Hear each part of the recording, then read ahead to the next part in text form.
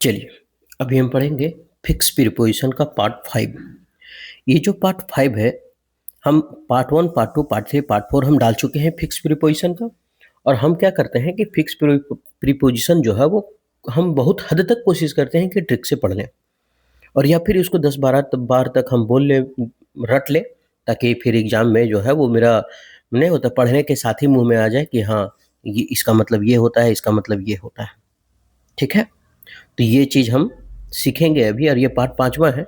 आपका exam SSC का जो कैलेंडर है वो आ चुका है और आप चाहें, अगर अंग्रेजी की वजह से, हम ये गारंटी देते हैं कि अंग्रेजी की वजह से आपका एग्ज़ाम नहीं रुकने वाला है। आप जानते हैं कि सारा एग्ज़ाम में, चाहे वो सीएचएसएल हो, चाहे वो एमटीएस हो, चाहे वो सीजीएल हो, सीपीओ हो, सब में इंग्लिश का वेटेज ज़्यादा रहता है। ठीक है?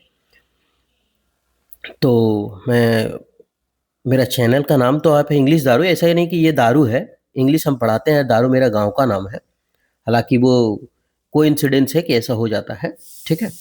तो इस पे आप उतना भी ध्यान ना दें, ठीक? तो हम क्या करेंगे कि मेरा भी इंग्लिश कमज़ोर था लेकिन हम धीरे-धीरे सीखे। हम 1 नहीं, 2 नहीं बल्कि 3-3 एग्ज़ाम को हम क्रैक किए हैं। तो उम्मीद करते हैं कि आपको कम से कम, अगर आप बेरोज़गार हैं तो आपको रोज़गार की ओर ले चलें और अगर आप अच्छे पोस्ट में हैं तो उससे और अच्छे का आप प्रयास करें। ठीक है? उम्मीद करते हैं कि सेशन ठीक लगेगा। अगर ठीक लगा तो आप हमारे साथ कंटिन्यू बने रहिएगा। बढ़ते हैं हम पहला क्वेश्चन की ओर। पहला क्वेश्चन है, carnivorous animals feed flash. Carnivorous animal feed flash मतलब, अच्छा सबसे पहला बात कि यहाँ जो कार्निवोरस है वो है क्या? तो कार्निवोरस का मतलब होता है मांसाहारी। कार्निवोरस का मतलब क्या होता है? मांसाहारी। आप चाहे तो इसको लिख सकते हैं मांसाहारी। ठीक है? मांसाहारी। और जो मांसाहारी जानवर है फीड फ्लैश, क्या खाते हैं? तो फ्लैश का मतलब होता है मांस, मांस खाते हैं। अब ये जानना है कि हमको यहाँ पे भोजन के रूप में, खाने के रूप में फीड के साथ क्या प्रीपोजिशन आना चाहिए जो भोजन के रूप में खाना हो? तो हम जानते हैं कि फीड इज ऑन होता है, फीड ऑन, और इसका मतलब होता है भोजन के रूप में खाना। आप लिख सकते हैं भोजन के रूप में खाना। आगे लिखा हुआ मिलेगा, ठीक है? अगर आप नहीं लिखना चाह रहे हैं तो कोई दिक्कत नहीं है, आगे लिखा हुआ मिलेगा, सब कुछ आपका है, हिंदी तक सहित करके दिए हैं आपको। ठीक है? तो carnivorous animals feed on flash. Feed on का मतलब होता है भोजन के रूप में खाना। ठीक है? फीड ऑन भोजन के रूप में खाना। अब 2-3 बार इसको बोल लेते हैं, फीड ऑन भोजन के रूप में खाना, फीड ऑन भोजन के रूप में खाना, फीड ऑन भोजन के रूप में खाना, फीड ऑन भोजन के रूप में खाना। उसी तरह से एक होता है लिव ऑन, और ये लिव ऑन का मतलब क्या होता है? निर्भर होना। लिव ऑन का मतलब क्या होता है? निर्भर होना। ठीक है? फीड ऑन भोजन के रूप में खाना, फीड ऑन भोजन के रूप में खाना, फीड ऑन भोजन के रूप में खाना, लिव ऑन निर्भर होना, लिव ऑन निर्भर होना, लिव ऑन निर्भर होना। ठीक? फीड ऑन भोजन के रूप में खाना, लिव ऑन निर्भर होना, फीड ऑन भोजन के रूप में खाना और लिव ऑन निर्भर होना। आप लोग को लगता होगा कि कितना बोल रहे हैं एक ही चीज़ को, लेकिन जब आप भी बोलिएगा मेरे साथ, तब एग्जाम में सीधा जब फीड पढ़ेगा ना, तो carnivorous animals feed on fly, तो अपने दिमाग में खुद से आ जाएगा फीड ऑन, मुंह में खुद से आ जाएगा ये, है ना? तो फीड ऑन मतलब भोजन के रूप में खाना। बढ़े नेक्स्ट क्वेश्चन की ओर। अब यहाँ आंसर है सी, फीड ऑन भोजन के रूप में खाना, और लिव ऑन मतलब निर्भर होना, मांसाहारी जानवर मांस खाते हैं। नेक्स्ट, पता नहीं क्या मेरे साथ दुश्मनी है इन लोगों को, अभी तक पढ़ाने से पहले तक कोई चींचा नहीं हो रहा था, अब जब पढ़ाने के लिए बैठे हैं तो बगल का घर में ग्राइंडर मशीन चला रहा है। My friend deals cloth, my friend deals cloth. अब यहाँ जो है माई फ्रेंड डील्स क्लोथ, इसका मतलब है कि मेरा दोस्त जो है ना, वो किसका मतलब डील करता है, क्या करता है? कपड़े का डील करता है, मतलब कपड़े का व्यापार करता है। कपड़े का क्या करता है? व्यापार करता है।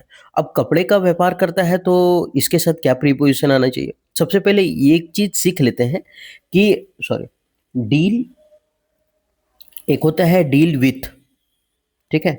एक होता है डील विथ और एक होता है डील इन। एक होता है डील इन, एक होता है डील विथ और एक होता है डील इन। ठीक? एक होता है डील आउट। हम सबका मीनिंग समझ लेंगे तो आप खुद समझ जाइएगा कि यहाँ भरेंगे क्या। डील विथ का मतलब होता है कोई आदमी के साथ हम डील करेंगे, ठीक है? अ पर्सन है, साथ में सट गया, या फिर थिंग बोल सकते हैं, ठीक है? और डील इन जो हो गया, वो हो गया गारमेंट के लिए। गारमेंट का मतलब क्या होता है? वही कपड़ा लता के लिए, है ना? गारमेंट्स के लिए हो गया। फिर और किसके लिए लिख देते हैं, राइस बिजनेस समझ में आता है ना, चावल का बिजनेस हो गया, धान का बिजनेस जिसको बोलते हैं उसका हो गया। ये सब के लिए आता है डील इन। और डील आउट जो आता है ना, वो होता है बराबर रूप में किसी को बांटना, यानी डिस्ट्रीब्यूट फेयरली। डिस्ट्रीब्यूट फेयरली, थोड़ा राइटिंग छुछुंदर जैसा है, आप थोड़ा अच्छे से लिखिएगा। हम अच्छा अब अच्छे से लिखेंगे ना, अब एकदम अच्छा से लिखेंगे। तो डील विथ का मतलब होता है अ पर्सन या थिंग, यानी कोई व्यक्ति या कोई वस्तु के साथ लगेगा। और डील इन लगेगा कोई कपड़ा, लाता, ये सभी के साथ, ठीक है, कपड़ा उपड़ा के साथ, राइस बिजनेस के साथ। और डील आउट लगेगा डिस्ट्रीब्यूट फेयरली, मतलब होता है बराबर हिस्सों में बांटना, ईमानदारी पूर्वक एक दूसरे को बांट देना, उसको बोलते हैं डील आउट। अभी अब यहाँ याद करने का तरीका हम बताते हैं।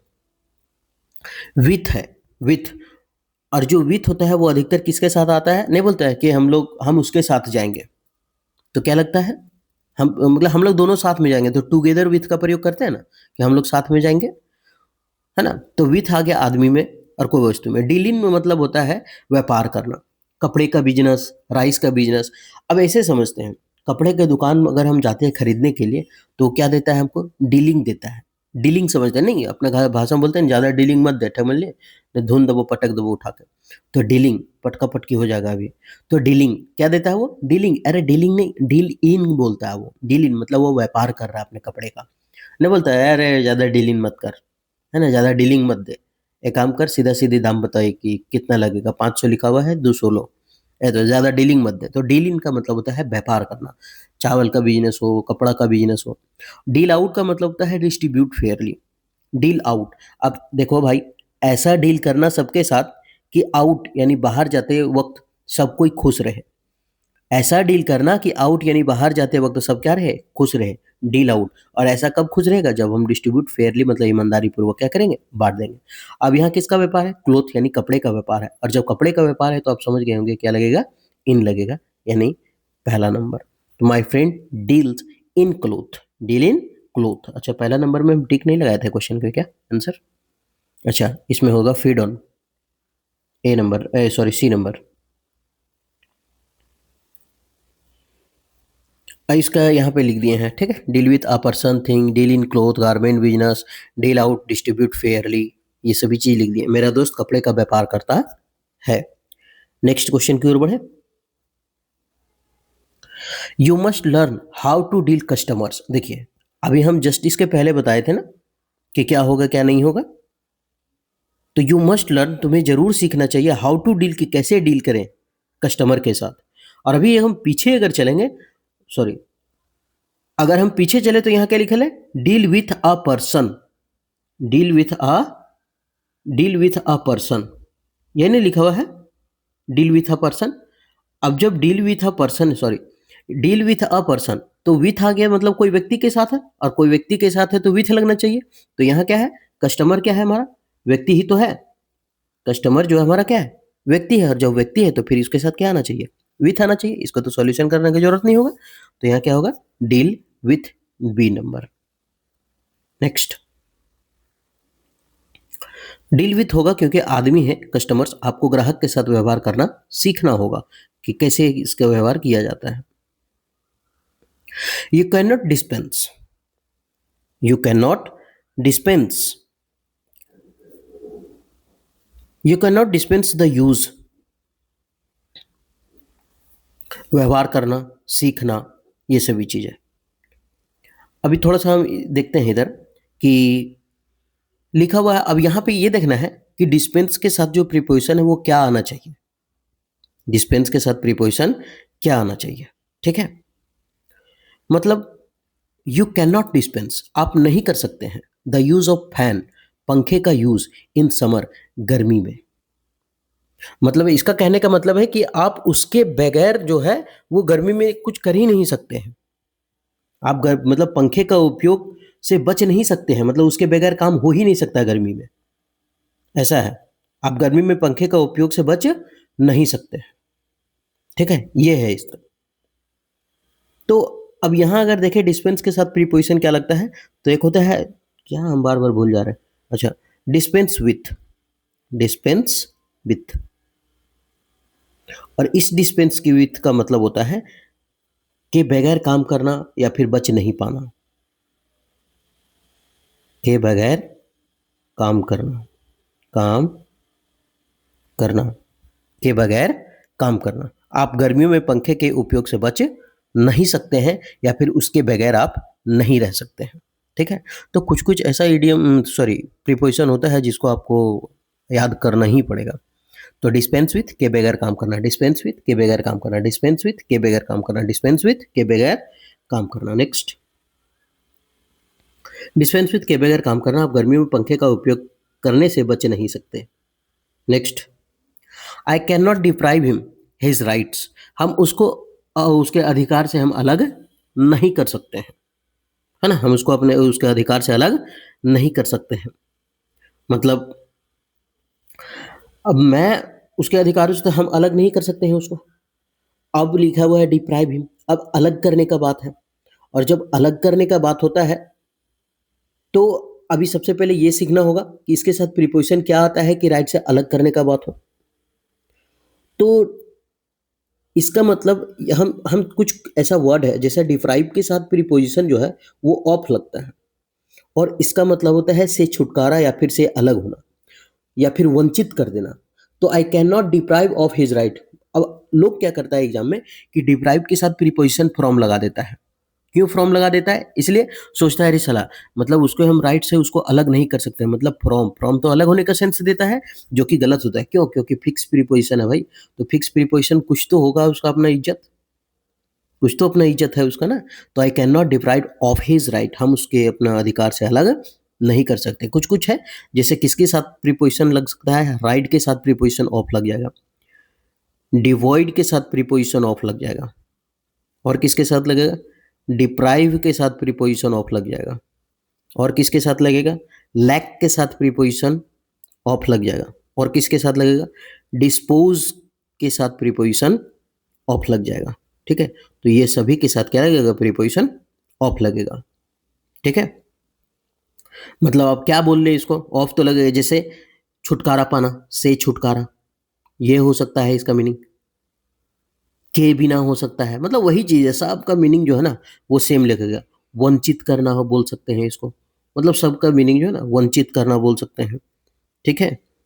की कमी, लैक ऑफ मतलब की कमी, अब हम थोड़ा सा मिलान कर देंगे, मतलब ऊपर नीचे हो गया है, की कमी। या फिर डिस्पोज ऑफ का मतलब भी होता है छुटकारा, है ना, छुटकारा देना। अब मिला देते, ये इसका है, ये इसका है, ये इसका है, ये इसका है, ये इसका है। अब बोलते हैं राइड ऑफ से छुटकारा पाना, राइड ऑफ से छुटकारा, राइड ऑफ से छुटकारा, डिवॉइड ऑफ के बिना, डिवॉइड ऑफ के बिना, डिवॉइड ऑफ के बिना, डिप्राइव ऑफ वंचित करना, अभी उसके राइट से उसको वंचित नहीं कर सकते हैं। डिप्राइव ऑफ वंचित करना, लैक ऑफ की कमी करना, लैक ऑफ कमी करना, लैक ऑफ कमी करना, डिस्पोज ऑफ छुटकारा पाना, डिस्पोज ऑफ छुटकारा पाना, डिस्पोज ऑफ छुटकारा पाना। फिर से एक बार आप मेरे साथ बोलिए, राइड ऑफ से छुटकारा पाना, राइड ऑफ से छुटकारा पाना, डिवॉइड ऑफ के बिना, डिवॉइड ऑफ के बिना, डिप्राइव ऑफ वंचित करना, डिवॉइड ऑफ वंचित करना, सॉरी डिप्राइव ऑफ वंचित करना, लैक ऑफ कमी, लैक ऑफ कमी, डिस्पोज ऑफ छुटकारा देना, डिस्पोज ऑफ छुटकारा देना। तो याद हो गया ना? ऐसे ही याद करते रहेंगे तो हो जाएगा, है ना? सफलता का कोई शॉर्टकट रास्ता है ही नहीं, आपको मेहनत करना ही पड़ेगा। नेक्स्ट क्वेश्चन है, हम यहाँ सब लिख दिए हैं आपको, तो हमको लगता है टाइम कहीं लिख करके हम टाइम वेस्ट ना कर रहे हैं, लेकिन इस तरह क्या होता है ना कि जो क्वेश्चन को हम ज़्यादा जोतेंगे तो वही फल ज़्यादा मिलेगा हमको। ठीक है? इसलिए तो मैं उसके अधिकारों से वंचित नहीं कर सकता। बाकी सब का मीनिंग जो है यहाँ पे आपका लिखा हुआ मिलेगा। ठीक है?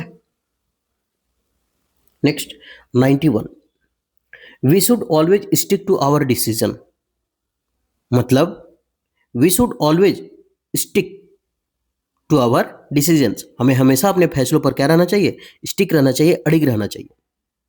अदरवाइज नहीं तो, वरना द पीपुल विल मॉकस, नहीं तो लोग हमारा क्या करेंगे, मजाक उड़ाएंगे। क्या करेंगे, मजाक उड़ाएंगे। अब देखते हैं यहां आंसर क्या होने वाला है।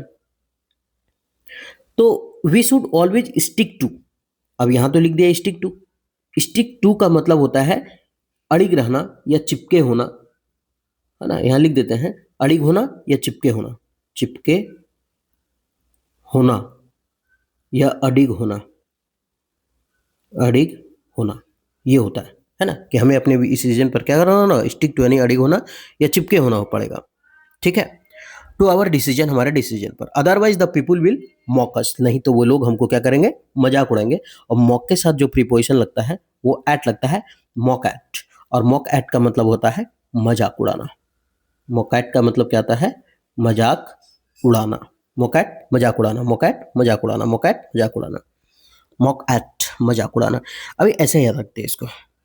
अभी दो दोस्त हम लोग मॉक लगा रहे हैं टेक्स्ट बुक में, एगो का आ गया 117 नंबर और दूसर का आ गया 137 नंबर, है ना, तब बगल वाला सर जिसका 137 आया क्या बोलेगा, हैट साला मॉक में पा रहे हैं। अब इस ये बोल के क्या कर रहा है, आपका मजाक उड़ा रहा है, एट देखा हम जीत गए ना, एट मतलब मॉक एट मतलब दूसरा का मजाक उड़ाना, तो मॉक में मजाक ही तो उड़ाता है दूसरे का, ठीक है। नेक्स्ट क्वेश्चन की ओर बढ़े।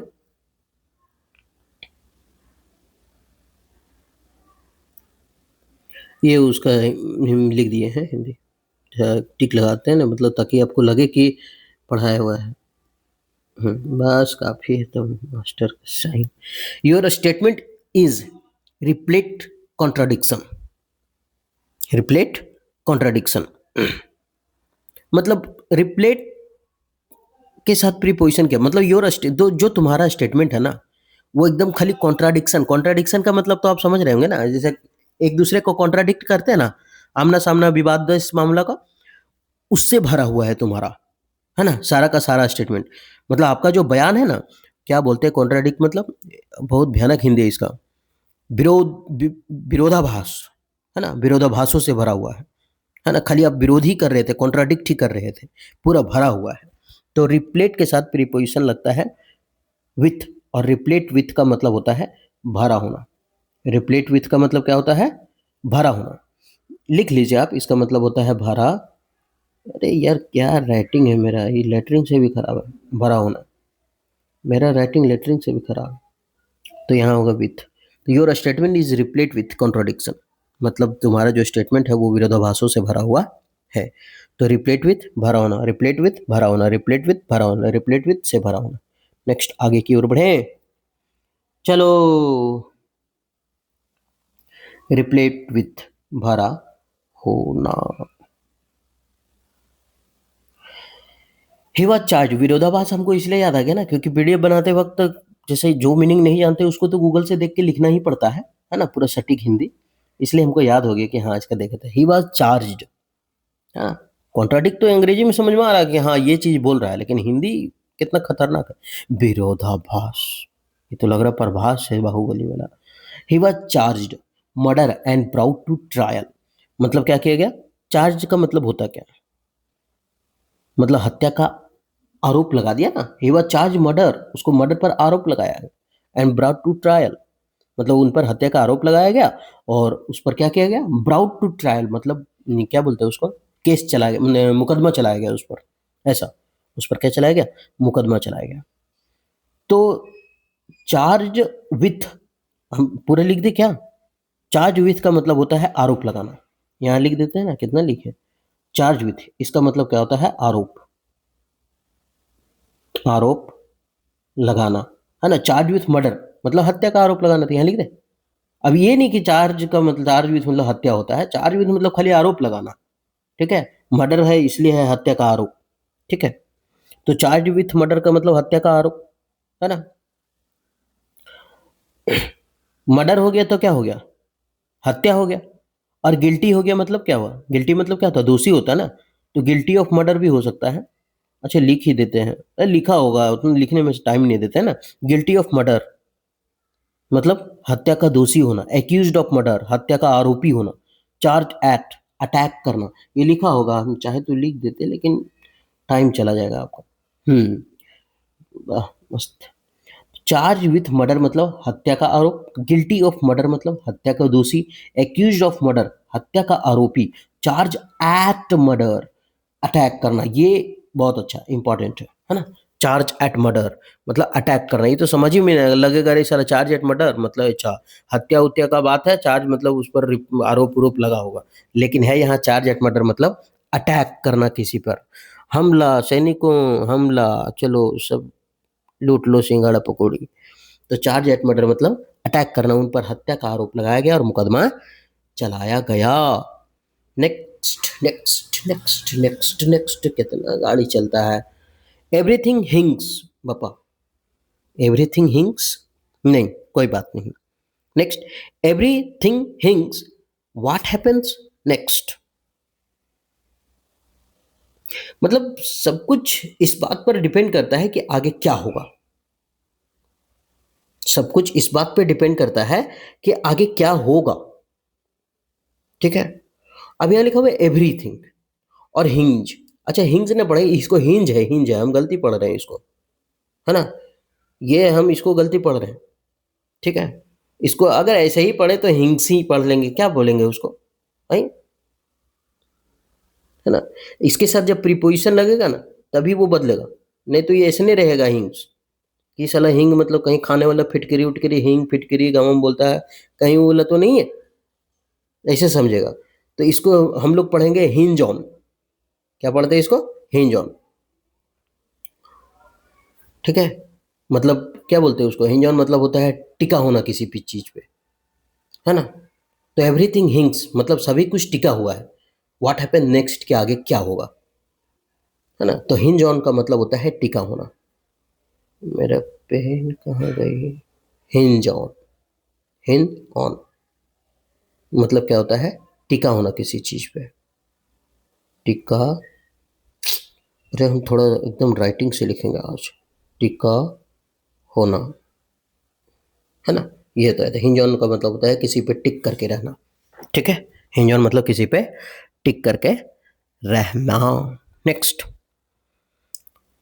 निर्भर होना भी लिख सकते हैं, टिका होना, निर्भर होना, ऐसा नहीं है कि खाली हम जो लिख दिए वही सही है। ठीक है, ऐसा मतलब सब कुछ इस बात पर निर्भर करता है कि आगे क्या होगा। नेक्स्ट क्वेश्चन, हिंज ऑन मतलब टिका होना या निर्भर होना, सब कुछ इस बात पर निर्भर करता है कि आगे क्या होगा। Next, corruption is a standing hindrance. Hindrance का मतलब क्या होता है, बाधा। हिंड्रेंस का मतलब क्या होता है, बाधा डालना, है ना, बाधा। करप्शन, भ्रष्टाचार is a standing hindrance the nation's development. Nations development मतलब भ्रष्टाचार जो है वो राष्ट्र के विकास में, नेशन डेवलपमेंट राष्ट्र के विकास में क्या करती है, हमेशा एक बाधा डालती है। स्टैंडिंग हिंड्रेंस मतलब अस्थाई बाधा, गर्दा एकदम हिंदी, अस्थाई बाधा, है ना। तो भ्रष्टाचार जो है वो राष्ट्र के विकास में, नेशन के विकास में अस्थाई बाधा डाल देती है। अब हिंड्रेंस है, हिंड्रेंस के साथ प्रीपोजिशन क्या लगना चाहिए, तो यहाँ लिखा लगेगा कि भ्रष्टाचार पर बाधा डाल देती है, और भ्रष्टाचार पर बाधा डालने का हिंड्रेंस टू लगेगा इसमें। क्या लगेगा, हिंड्रेंस टू। ठीक है, यहाँ लिख देते हैं हिंड्रेंस टू, इसका मतलब होता है बाधा डालना। हिंड्रेंस टू का मतलब बाधा डालना। अच्छा, एक होता है हिंड्रेंस फ्रॉम, इसका मतलब होता है रुकावट।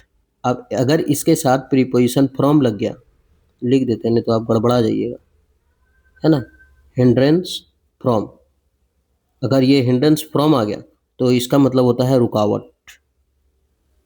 ठीक है, आगे बढ़े, नन्ही बोलिए, बढ़ लेते हैं आगे, कितने देर रोक के रखिएगा।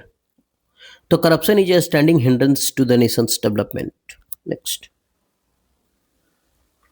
हिंड्रेंस नाउन है तो टू लगेगा, और हिंड्रेंस अगर वर्ब हो तो फ्रॉम लगेगा, रुकावट डालना। हम तो ये बता ही नहीं पाए ना, अभी ऐसे समझते हैं। यहाँ हिंड्रेंस है, ये नाउन कैसे हुआ ये समझ लेते हैं, वर्ब कैसे हो तो समझ ही जाएंगे। वर्ब होगा इसका मतलब समझ जाएंगे कि सब्जेक्ट है, उसके बाद वर्ब का प्रयोग किया रहेगा। लेकिन यहाँ आर्टिकल क्या है, ए है। आर्टिकल क्या है, ए है। और जब आर्टिकल ए है तो यहाँ कितना वर्ड यूज हुआ, दो वर्ड यूज हुआ। और जब आर्टिकल ए भी हो सकता है, एन भी हो सकता है, द भी हो सकता है, इसके बाद एक वर्ड होता है ना, तो हम कहते हैं वो नाउन है। लेकिन सर तो यहाँ दो वर्ड है, स्टैंडिंग है, हिंड्रेंस है, दो वर्ड होता है तो पहला वाला एडजेक्टिव होता है, दूसरा वाला नाउन होता है। तीन वर्ड भी हो सकता है ना, तो ये एडवर्ब होता है पहला वाला, दूसरा वाला एडजेक्टिव, और तीसरा वाला क्या होता है, नाउन होता है। तो यहाँ कितना वर्ड है, दो वर्ड है, तो दो वर्ड वाला खेलेंगे, इससे खेलेंगे। तो ये पहला वर्ड है, ये दूसरा वर्ड है। तो पहला वर्ड ये हुआ जो एडजेक्टिव के रूप में है, और दूसरा ये हुआ जो नाउन है। तो नाउन है तो फिर टू लगेगा। अगर वर्ब रहता तो फ्रॉम लगता, जो रुकावट होता। ये वर्ब के रूप में आना चाहिए हिंडर। ठीक है, और ये जो है वो नाउन के रूप में है, इसलिए यहाँ टू लगा है। समझ में आ रहा है ना? नेक्स्ट, बच्चा सब खेल रहा है, उसका भी आवाज़ आ रहा होगा आपको। कोई बात नहीं, अब मौज करिए सुन के। नेक्स्ट, यहाँ पे लिखा हुआ है, आपको चौंकने का ज़रूरत नहीं है। मतलब हम बता दिए कि आर्टिकल कैसे ए अंदर आता है। He is indifferent praise and blame. He is indifferent praise and blame. वह प्रशंसा और दो मतलब गलती के प्रति क्या है, उदासीन है। मतलब नहीं होता है, क्या बोलता है, स्टोइक, जिसको सुख और दुख से कोई मतलब ना हो, चुपचाप मार दो तू थप्पड़ तो वह तेरू मुंह, और 5 लाख रुपया दे दो बिन कमाए तो वह तेरू मुंह एकदम लटकल, है ना? तो उसको बोलते हैं स्टोइक। तो यहाँ he is indifferent praise and blame. He is indifferent praise and blame. अब यहाँ ही इज इंडिफरेंट, इंडिफरेंट के साथ प्रीपोजिशन क्या लगता है, इंडिफरेंट टू, इसका मतलब होता है उदासीन होना। उदासीन मतलब कोई मतलब नहीं है उसको सुख और दुख से, है ना? तो इंडिफरेंट टू का मतलब होता है उदासीन। इंडिफरेंट टू का मतलब क्या होता है, उदासीन। यानी इसका आंसर हो जाएगा बी नंबर, इंडिफरेंट टू, उदासीन, इंडिफरेंट टू, उदासीन, इंडिफरेंट टू, उदासीन, इंडिफरेंट टू, उदासीन। वो प्रशंसा और गलती के प्रति क्या है, उदासीन है दूसरी के प्रति। नेक्स्ट, इंडिफरेंट टू, उदासीन होना। We are all very indignant. We are all very indignant मतलब we are all very indignant the in, क्या लिखा है, इनजस्टिस डन टू हिम। मतलब वी आर ऑल, हम लोग सब लोग, है ना, हम लोग सब लोग अपने साथ जो हुआ है इनजस्टिस, अन्याय, अन्याय, उस पर हम लोग क्या है, डन टू हिम, मतलब बहुत ही हम लोग क्या है, मतलब इंडिग्नेंट का मतलब होता है गुस्सा होना, है ना? तो ऐसा नहीं कि इंडिग्नेंट मतलब गुस्सा, इसके साथ दो प्रीपोजिशन लग सकता है। एक तो लग सकता है इंडिग्नेंट के साथ एट, ठीक, और एक प्रीपोजिशन लग सकता है इसके, अच्छा यहाँ नहीं लिखते हैं, नहीं तो पता चलेगा कि, अच्छा सॉरी, मेटोनी कहाँ है। इसके साथ दो प्रीपोजिशन लग सकता है, ठीक है। एक तो प्रीपोजिशन हो सकता है एट, और दूसरा प्रीपोजिशन इसके साथ हो सकता है विथ, ठीक है। अगर इंडिग्नेंट एट है तो किसी बात पर गुस्सा है, ये बात पर गुस्सा है, बात पर गुस्सा होना, गुस्सा। और अगर विथ है तो हम क्या बोले थे, आदमी के साथ होता है ना ये, तो व्यक्ति के साथ गुस्सा है, ठीक है, व्यक्ति के साथ गुस्सा होना। तो इंडिग्नेंट एट बात पर गुस्सा होना, और इंडिग्नेंट विथ व्यक्ति पर गुस्सा होना। अब यहाँ इनजस्टिस है, इनजस्टिस मतलब क्या होता है, अन्याय। अन्याय क्या है, कोई बात पे गुस्सा है, किसी आदमी से गुस्सा नहीं है, और जब बात पे गुस्सा है तो इसके साथ प्रीपोजिशन क्या लगेगा, एट, यानी यहाँ पे हो जाएगा एट। नेक्स्ट, इंडिग्नेंट एट किसी बात पर गुस्सा होना, इंडिग्नेंट विथ किसी व्यक्ति से गुस्सा होना। सभी लोग अपने साथ हुए अन्याय पर बहुत गुस्सा थे, क्रोधित थे। Next, the dramatist must cater. The dramatist must cater the taste of the audience. Taste of the audience मतलब यहां है कि द ड्रामेटिस्ट मतलब जो नाटक करने वाले लोग हैं, वो क्या किया है, must cater the taste of the audience, मतलब ऑडियंस की इच्छा को, मतलब दर्शकों की रुचि के हिसाब से वो लोग क्या किया है, नाटक किया है। नाटक को दर्शकों की रुचि के, मतलब दर्शकों के हिसाब से वो लोग नाटक किया है, जो नाटककार आया था, ड्रामेटिस्ट आया था, ठीक है। मतलब उसी के अनुसार वो लोग भरपूर किया है, भरपाई किया है। तो कैटर के साथ प्रीपोजिशन लगता है टू, और कैटर टू का मतलब होता है फुलफिल करना किसी चीज को, क्या करना, फुलफिल करना, है ना। कैटर टू फुलफिल करना, कैटर टू फुलफिल करना, कैटर टू फुलफिल करना, कैटर टू फुलफिल करना, कैटर टू फुलफिल करना। जितना एक सांस में बोल सकते हैं बोलते रहिए, है ना। नेक्स्ट, आगे की ओर बढ़े। 999 कैटर टू फुलफिल करना, नाटक दर्शकों की रुचि के अनुरूप होना चाहिए। We will have to atone, we will have to atone our misdeeds. Misdeeds का मतलब जो हम लोग गलत काम किए हैं, है ना, जो हम लोग मतलब अपने जो हमने गलत काम किया है उसको प्रायश्चित करना होगा। We will have to atone, हमें करना होगा क्या, मिसडीड्स, जो गलत काम किए ना उसका तो भुगतान हमको भुगतना ही होगा, ठीक है। तो एटॉन के साथ प्रीपोजिशन फोर लगेगा, तब होगा उसका मतलब प्रायश्चित करना, पापों का प्रायश्चित करना, अपने किए कर्मों का प्रायश्चित करना। गलत लिख देना प्रायश्चित, ये चा है, चा, चा, चा से चम्मच, है ना, प्रायश्चित करना, ठीक है। हमें अपने गलत का क्या होगा, प्रायश्चित करना होगा। तो इसका आंसर हो जाएगा 4। एटॉन फॉर प्रायश्चित करना किसी चीज का, एटॉन फॉर प्रायश्चित करना, एटॉन फॉर प्रायश्चित करना, एटॉन फॉर पापों का प्रायश्चित, ऐसे याद रखिए ना, है ना। एटॉन फॉर पापों का प्रायश्चित, एटॉन फॉर पापों का प्रायश्चित, एटॉन फॉर मतलब तुम अगर उसको 5 किलो अगर करेगा ना परेशानी, तो एट एट 1 तो वो 81 किलो का तुमको गलती का भुगतान करना पड़ेगा। एट ऑन फोर 814 किलो का, ऐसा एट ऑन 4, है ना। तो 814 मतलब अगर तुम गलती किया है ना, किसी के साथ दुर्व्यवहार किया है, तो तुमको उसका 814 गुना भुगतान करना पड़ेगा, ऐसा एट ऑन 4। नेक्स्ट,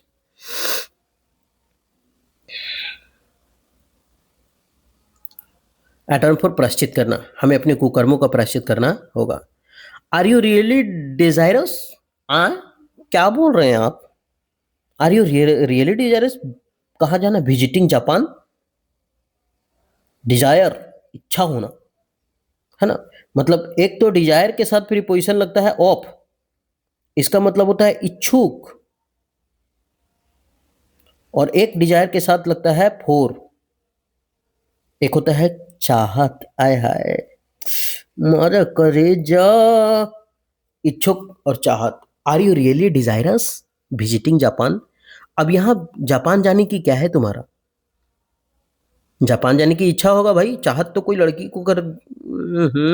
राजा जी अगर खिंचा जाते हैं ना, तो are you really desirous of visiting Japan, क्या आप सचमुच इच्छुक हैं जापान घूमने के लिए? क्या आप मतलब क्या नहीं, मतलब हम उससे पूछ रहे हैं क्या आप इच्छुक हैं जापान जाने के लिए, ऐसा। क्या आपकी चाहत है, ऐसा नहीं, क्या आप इच्छुक हैं। ठीक है, तो इसका हिंदी क्या हो, क्या आप सचमुच में जापान जाने के इच्छुक हैं। आगे बढ़े, नेक्स्ट नेक्स्ट नेक्स्ट, यहाँ पे लिखा हुआ, वाह जियो मोरा कच्छ कच्छ। The child did not approve the father's plan, the child did not approve the father's plan, मतलब बोल रहा है बच्चे को पिता की योजना मंजूर नहीं थी।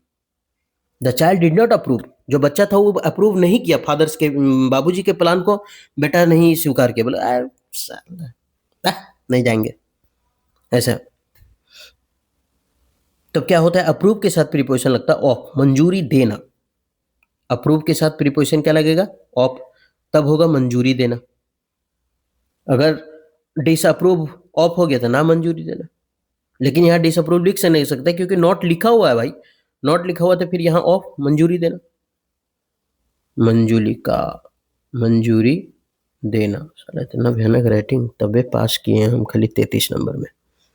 The child did not approve of the father's plan, approve of मतलब मंजूरी देना, अप्रूव ऑफ मंजूरी देना, अप्रूव ऑफ मंजूरी देना। The child did not approve of the father's plan.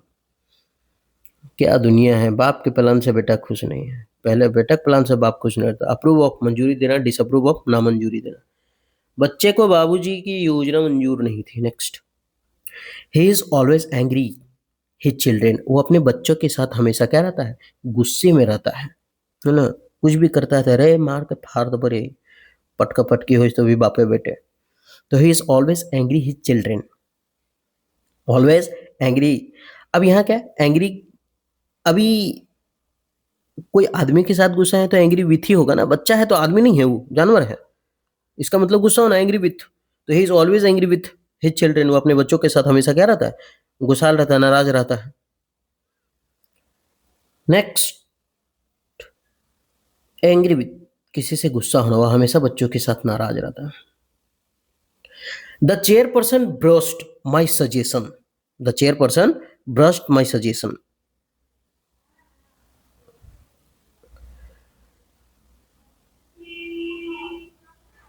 The chairperson burst my suggestion. अब यहां देखना है, इसका जो मीनिंग है वो समझते हैं। ये जो ब्रस्ट है, ब्रस्ट के साथ प्रीपोजिशन जो लगता है, बोल रहे हैं कि चेयरपर्सन जो है ना, मेरा सजेशन से वो क्या है, मतलब मेरा सजेशन को साला ब्रस्ट असाइड कर देता है, नहीं बोलते हैं ऑफिस में अधिकतर यूज होता है, साला हम जो बोलते हैं मेरा बातें को ब्रस्ट असाइड कर देता है। ब्रस्ट असाइड का मतलब क्या बोलते हैं उसको, नहीं, जब आपका बात नहीं सुनता है तो कोई क्या बोलते हैं उसको? तो बोलते हैं ना, अरे यार मेरा बातें को सब ब्रस्ट साइड कर देता है तो हम क्या करें?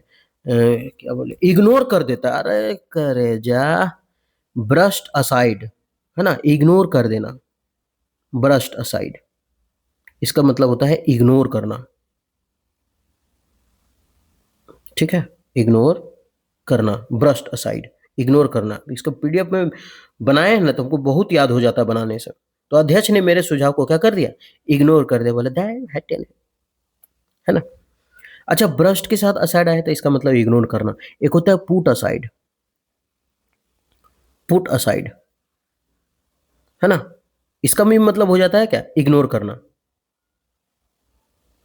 एक होता है सेट असाइड, इसका मतलब क्या हुआ? इग्नोर करना। एक होता है सेट असाइड, इसका मतलब होता है बचा के रखना, बचा कर रखना।